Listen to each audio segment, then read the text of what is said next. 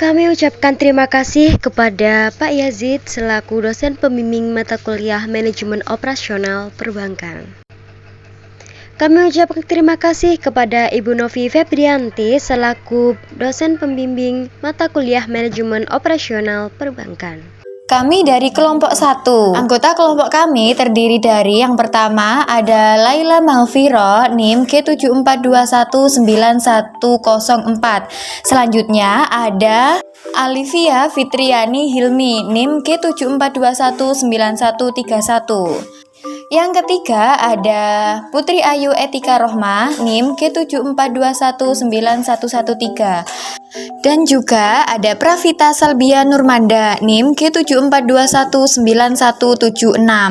Kami dari Program Studi Ekonomi Syariah, Fakultas Ekonomi dan Bisnis Islam, Universitas Islam Negeri Sunan Ampel, Surabaya.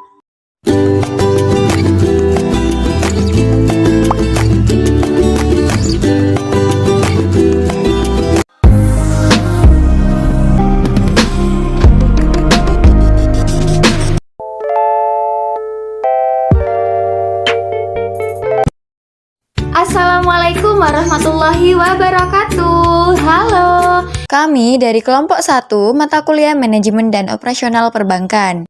Nah, di video kali ini kami akan menyampaikan materi tentang praktek akad mudharabah pada produk pembiayaan IB Muamalat Modal Kerja. Oke, tak perlu berlama-lama lagi, langsung aja cekidot. Perkenalkan, nama saya Putri Ayu Etika Rohma, NIM K74219113. Materi yang pertama yaitu mengenal Bank Muamalat. Apa itu Bank Muamalat? Jadi, Bank Muamalat merupakan bank syariah pertama di Indonesia yang berdiri pada tahun 1992. Untuk perkembangan Bank Muamalat Indonesia ini memang masih dikatakan kurang dalam meningkatkan usahanya.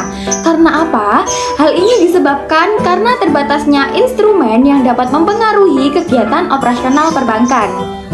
Seiring berjalannya waktu, terbentuklah Undang-Undang Nomor 10 Tahun 1998 dan Undang-Undang Nomor 23 Tahun 1999. Maka Bank Muamalat Indonesia mulai ada perkembangan.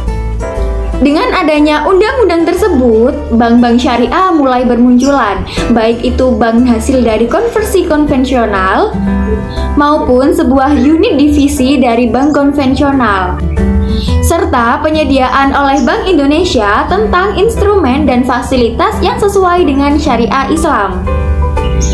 Oh iya, Bank Muamalat Indonesia ini sudah diakui loh oleh Majelis Ulama Indonesia dan Ikatan Cendekiawan Muslim Indonesia.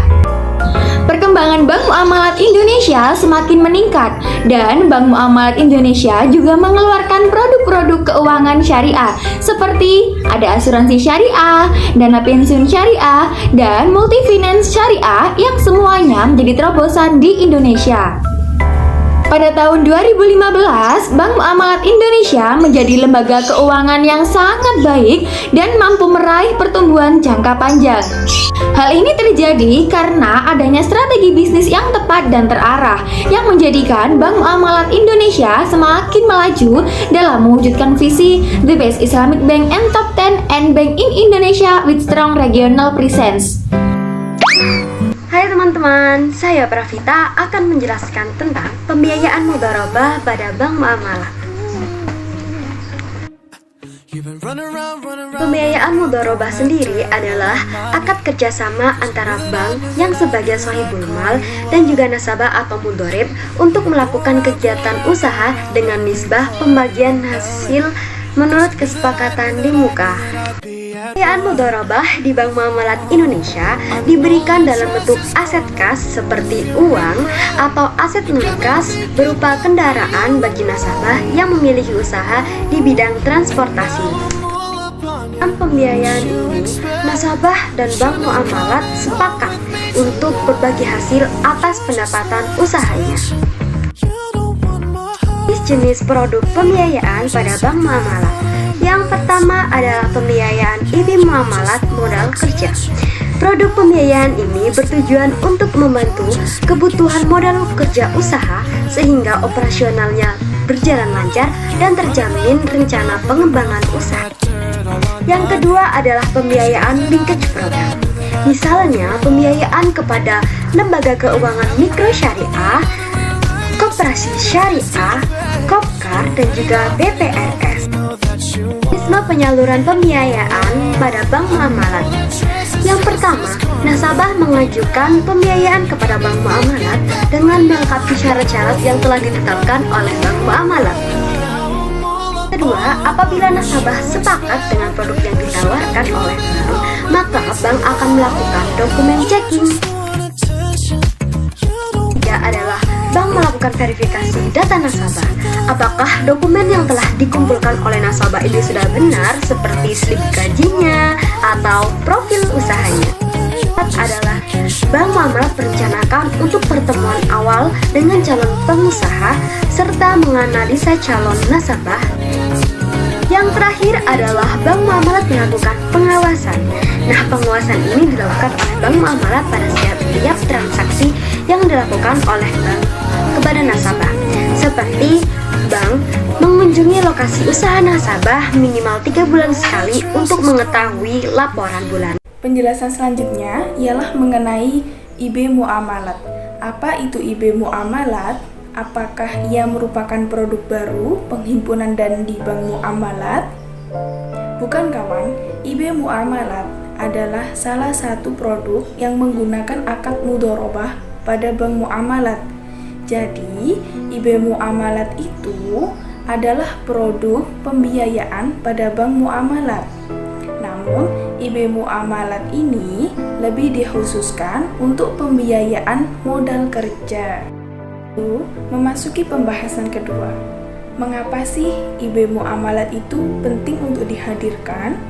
Setidaknya terdapat 2 urgensi IB Muamalat. Yang pertama, sebagai modal awal untuk menunjang ekonomi masyarakat, karena IB Muamalat ini untuk permodalan kerja. Yang kedua, fleksibilitas produk sangat tinggi melihat bonus demografi di Indonesia.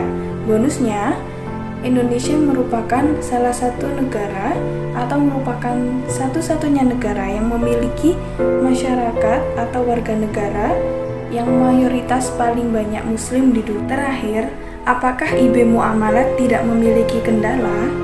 Yap, IB Muamalat juga tidak terlepas dari kendala. Saya kasih 2 contoh kendala yang dihadapi produk IB Muamalat. Yang pertama, sebagai produk pembiayaan, IB Muamalat memiliki banyak kerugian. Hal ini disebabkan oleh kurang efisiensinya pembiayaan yang dilakukan IB Muamalat. Contoh kedua, bank menyelesaikan masalah pada IB Muamalat ini dengan kurang efisien atau kurang efektif, sehingga permasalahan pada IB Muamalat ini akan tetap muncul, namun hanya berkurang. Perkenalkan, saya Laila Maufirah, NIM G74219104. Saya akan menjelaskan faktor penyebab pembiayaan mudharabah yang bermasalah sekaligus cara penyelesaiannya. Yaitu dalam penelitiannya Nur Bagita Lestari menjelaskan mengenai faktor pembiayaan mudharabah yang bermasalah pada bank muamalat. Yang pertama ada faktor perubahan siklus usaha yang di luar kontrol dari bank dan juga nasabah seperti bencana, kematian, dan juga sakit.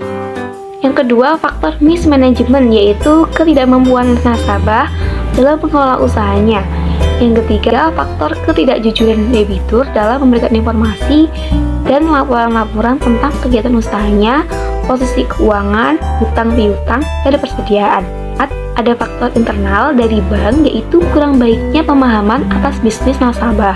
Yang kelima yaitu faktor eksternal dari nasabah seperti kalah dalam persaingan usaha yang dijalankan relatif baru, gagal dalam collection, dan juga anggota keluarga yang sakit. Bank muamalat dalam meminimalisir pembiayaan yaitu dengan cara memonitoring aktif dan juga pasif.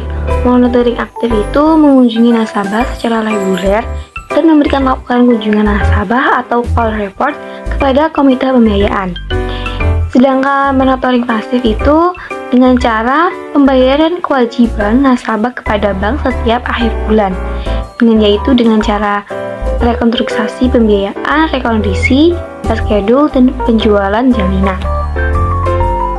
Sedangkan strategi Bank Muamalat Indonesia dalam menyelesaikan pembiayaan mudharabah yang bermasalah tetapi masih memiliki itikat baik, yaitu dengan cara 3R, yaitu rescheduling atau perubahan ketentuan yang hanya menyangkut jadwal pembayaran, restructuring yaitu perubahan sebagian seluruh ketentuan pembiayaan termasuk perubahan maksimum saldo pembiayaan, reconditioning yaitu perubahan sebagian seluruh ketentuan pembiayaan termasuk jangka waktu persyaratan lainnya, dan juga bantuan manajemen yaitu menyiapkan pembiayaan melalui penempatan sumber daya insani pada posisi manajemen oleh pihak bank. Tetapi jika nasabah tidak memiliki itikat baik, maka penyelesaiannya itu dengan cara jaminan melalui Badan Arbitrase Muamalat Indonesia dan penyelesaiannya secara litigasi. Sekian dari kelompok kami. Terima kasih. Semoga bermanfaat dan mohon maaf jika terdapat kesalahan. Wassalamualaikum warahmatullahi wabarakatuh.